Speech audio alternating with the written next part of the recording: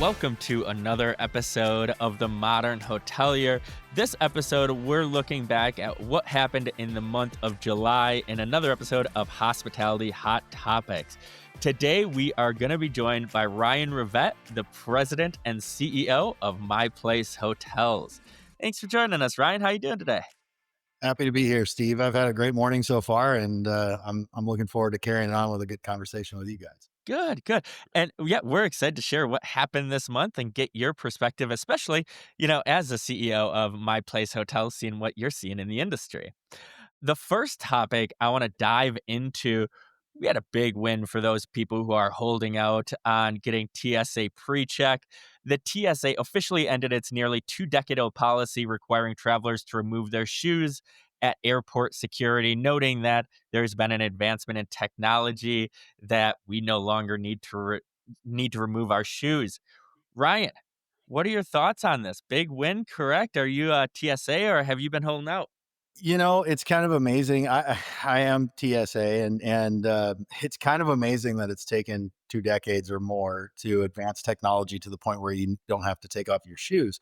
I've never been. I've never really had a strong argument one way or the other for it because on the other side of the argument, on the other side of the convenience argument, is the safety argument, and I think in that environment, everybody's happy, well, so to speak, with being over the top on security. But with all the technology we have, I think it's well timed. And from our standpoint, as hoteliers, anything that can get the guest to our hotel at the end of the day in a better mood gives us a better opportunity to outperform competitors or their last stay, or at least meet their expectations. And so I think it's interesting. Let's see how much more efficient it makes the process, and what else they can improve on in that environment going forward. So I think Absolutely. it's a big win. Nice, nice. David, what are your thoughts on this? I know you have TSA pre-check, so it doesn't quite affect you as much, but what do you think? Ryan made a good point. Anything to just make the journey easier for whether it be the airline passengers, the hotel guest, I'm all for that. I mean, we'll see how it goes because I know even going through TSA, people still don't understand that you can keep your jacket on, you can keep your laptop in your bag. So it's going to be interesting to see how many people still just keep taking their shoes off, even though they don't need to. But I think it's a big win for travelers, and it's like Ryan said, it's great that the technology is there and that we're able to just kind of take a step forward. No pun intended. Absolutely. And those people who are always the last minute packers don't have to worry about matching socks anymore. So a little less anxiety going to the Exactly. airport. And so another thing, so Travel Pulse came out with this whole report around the micro-cations and how they're surging this summer, these kind of short trips. So Steve, you do a lot of camping. What is your view on micro-cations and what do you think that means moving forward?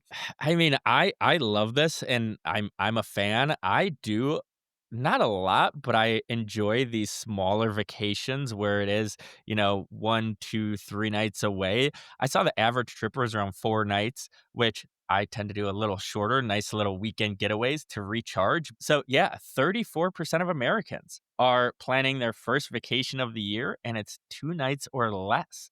So, I thought that was an interesting stat, but Ryan, I'm curious to see if you have seen this on your side with My Place Hotels. I think if you go back, say over the last at least 25 years here, since the turn of the century, we've had progressively more frequent and less lengthy vacationers coming through our hotels. I mean, and I think now we're seeing a bigger rise in it, and the trend line get more inverted because of just really the intelligence tools that we have. We've come a long ways in terms of understanding the reason for stay, the travel path, the booking path inside of the technology in our hotels. And I think, by and large, the hotel industry is still behind the curve in terms of technology development. But I'll say over the last 5 to 10 years, the advancements that we've seen in terms of our ability to track guests and why they're staying has significantly improved. So maybe the trend has been coming for quite a long time, or these, microcations as they're calling them. But today we have more information to understand them a little bit better. And I personally, I'm certainly of that recipe for all of our trips. I mean, I rarely am gone more than 3 days on a vacation trip, and generally on a work trip I'm usually 2 to 3 days anyway. So that's my mo, and I understand it really well. And I think if I look at our transient guests across the chain from that perspective, one thing we don't necessarily always know is where they go after they leave. Is their stop with us a 2-day microcation that leads into another one, Right. or are they headed back home right away? So I'm interested to see that understanding of the guest path both before and after the stay with us continue to develop. But I expect this to be something that sticks around for quite a while. Yeah, I'm with you. I'm with you. So the next trend we're seeing is experiential travel. We've been talking about this all year, but more people are focused on the adventure side of this. The amount of travelers doing adventure travel has dropped a little bit, about 37%, but the revenue from these travel experiences has rose 73%. So more less people traveling, but will the people that are willing to spend a lot more money on this. Ryan, I am excited from your perspective on this. Sturgis is coming up in South Dakota. Huge event for any motorcycle riders. Obviously, a good adventure trip right there. What are you seeing with adventure travel?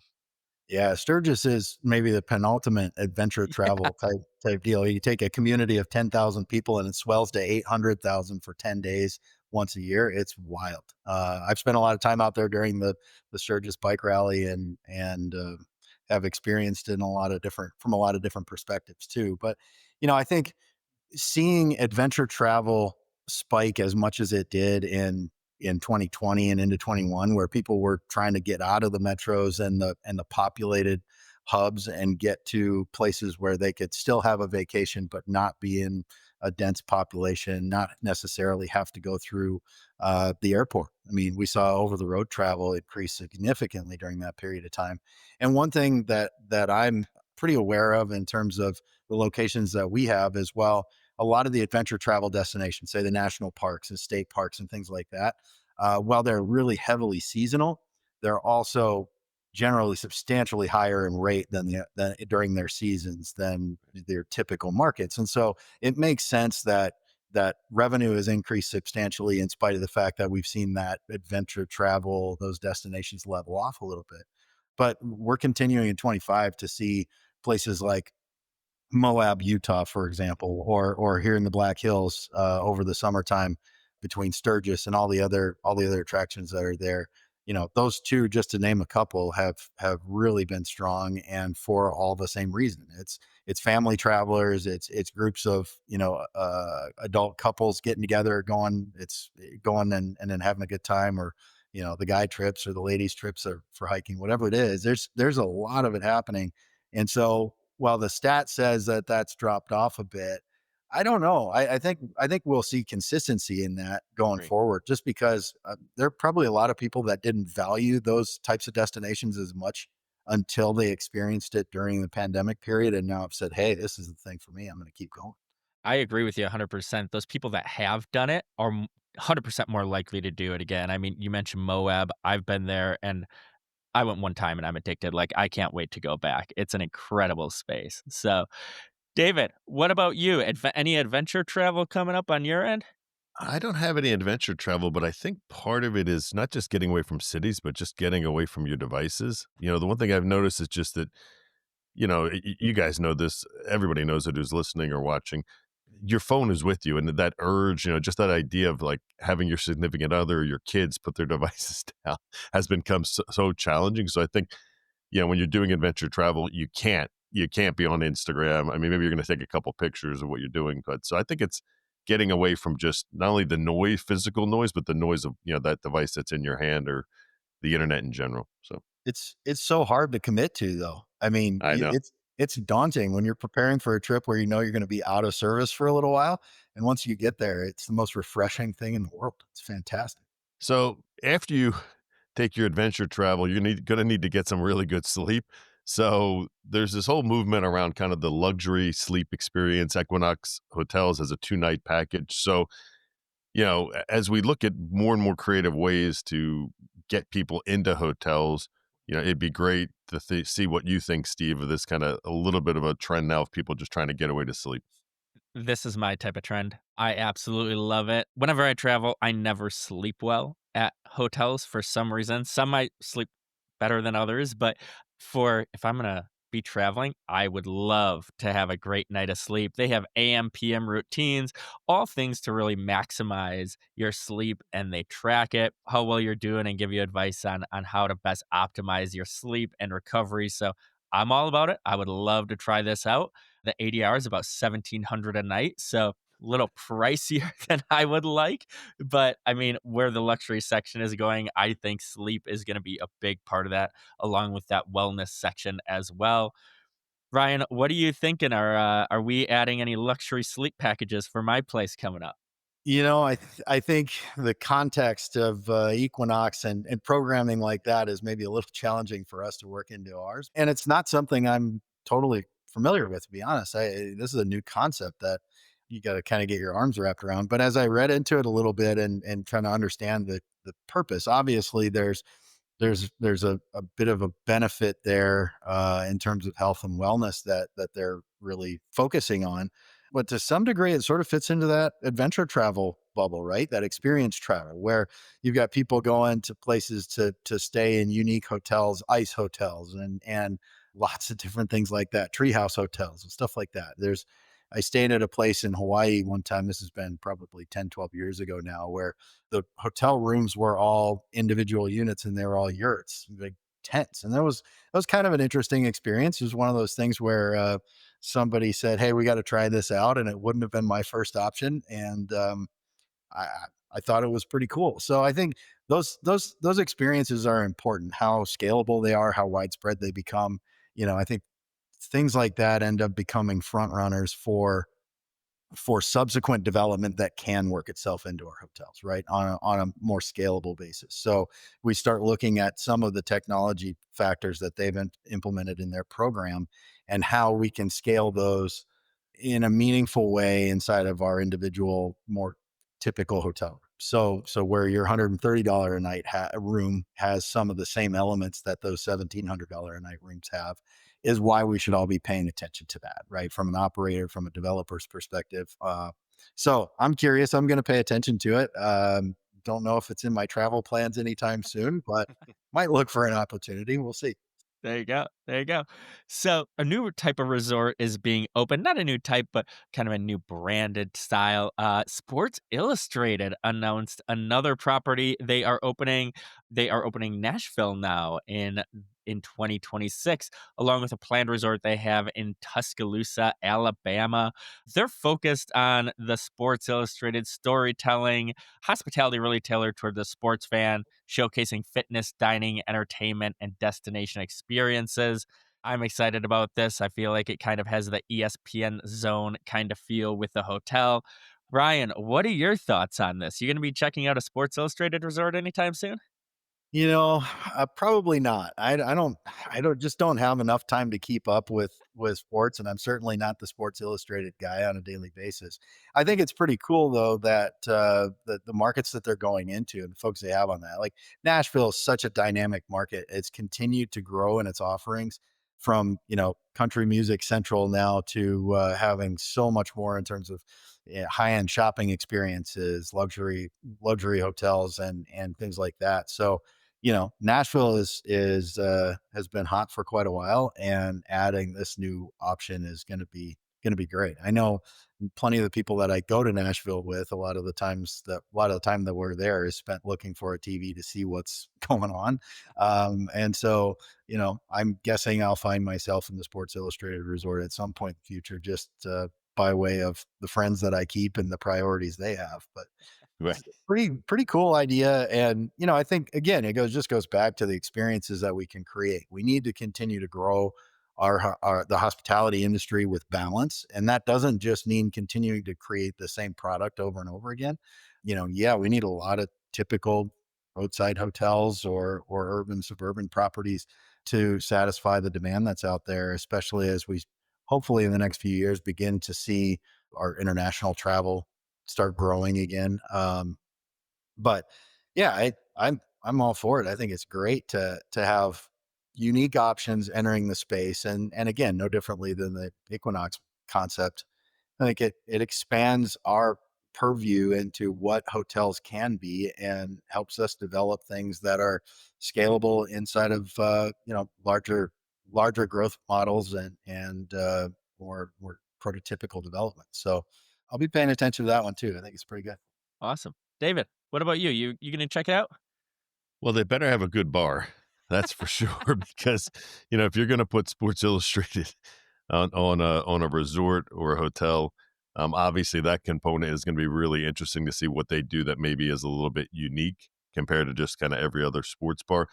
And I think what it shows is that, yeah, we've seen it, I think, since we even started doing the podcast, is that this evolution of why or how people travel and this idea, we're just covering on it today with micro-cations, adventure travel, luxury sleep, and now kind of a sports themed property. So it's going to be interesting to see how these things evolve. And it'll be interesting too to see if one of these kind of newer brands also gets gobbled up by one of the bigger brands and tries to roll it out in a bigger fashion. But for me, if it's got sports involved, I think I would definitely check it out.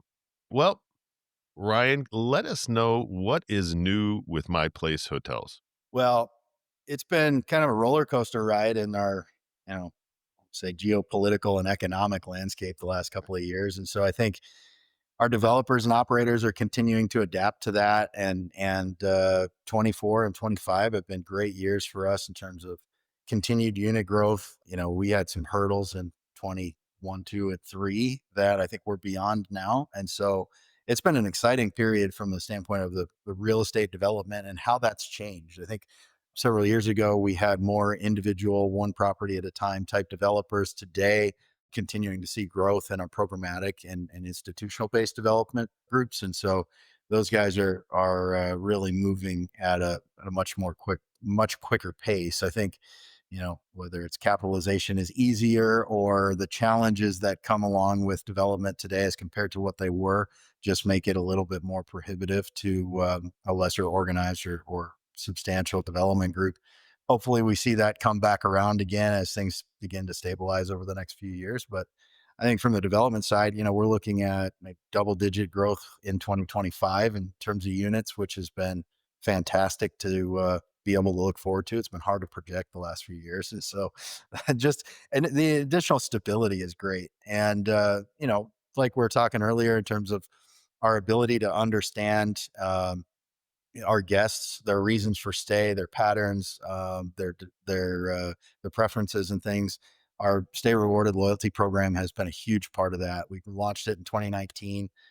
Looks like we're going to reach about a 500,000 active members this year, which has been truly rewarding to see how people have latched onto it. And the focus really isn't necessarily on building big war chests of points for everybody. What we see is that people are taking advantage of the additional value in the Stay Rewarded program much more frequently than letting them build up over time. But also, they like the idea that operators know a little bit better what they're looking for. Their ability to put preferences forward inside of their reservations has been something that we've been really well complimented on. So we continue to see that. In 2024, we had a little over 50% of our reservations were booked through our loyalty program. As a relatively small player in the franchisor landscape today, we're pretty proud of that. And so that continued growth mixed with that unit growth that we're seeing has been reassuring that we're growing with balance and some stability. Technology has been a big focus of ours. So here in 25, we've launched a couple of new things. One, our business intelligence platform we call MyRev Edge, which is a great opportunity for not only the franchise operator, but the franchisee who's above property, generally, a little more disconnected, asset management focused. They're both looking at the same portal every day to understand, statistics on booking, stays, and revenue from the standpoint of almost real time. I mean, it updates 3 or 4 times throughout the day. So you're seeing and having the ability to make better decisions both on and above property. That's something we've been working on for the last couple of years here to really refine and get it to where A, it was as close to real time as possible, and B, it was easily accessible from anywhere. It's cloud based, and so we have the ability to access it without VPN connections and things like that. So a lot of our focus on technology has been consolidating and simplifying the tools. You guys all understand how a lot of times you have a technology piece in the business you're in, regardless of what it is, where there are 12 or 14 buttons that you don't need, or you got to click on 6 different screens to get to what you actually wanted to look at. So we've taken a lot of time to develop that and refine that. And so I think we're really excited about not just the growth that we have, but also we're continuously getting better. And I think you can have all the growth that you want, but if you're not progressively getting better at what you do throughout that growth, it becomes 2 steps forward and 1 step back. And I think our guests expect a little bit more, I'll say, professionalism in the hotel stay, where we've watched a lot of guest preferences during the last several years transition from convenience to quality. They'll go a little farther out of their way to make sure that they have the quality. They've also come, and through the review platforms and all of the interactions that we're able to have with them, they've also come through and said, I really appreciate it when, and usually that includes something about the interaction at the front desk or the interaction in the room attendants and things like that. So we've really focused a lot on training and trying to get as much consistency and professionalism worked into the hotel line level employees across our chain as we can. And, that's challenging because they're all over the place and there's such diversity and dynamics in that cross section of our teams that you've really got to learn before you can teach. And the learning is dynamic. So figuring out how to standardize and stabilize the communications from those of us who are on the front end of developing platforms to those people who are on the front line of executing on those is something that we've put a heavy focus on in 24 and 25 particularly. And I'm kind of excited to see how that'll pay dividends in the next year. But otherwise it's business as usual. We've had a pretty good first half of the year, and fingers crossed it'll continue on that path. So we're pretty happy.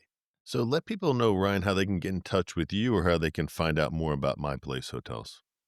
So easiest and quickest way is to check out myplacehotels.com. You'll find all the information you need there for our Stay Rewarded program, or to book a hotel room, or both, or check out the franchising tab and read a little bit about our story, what's going on here, and give us a call. You'll find all the phone numbers and email addresses to reach out to us that you need there.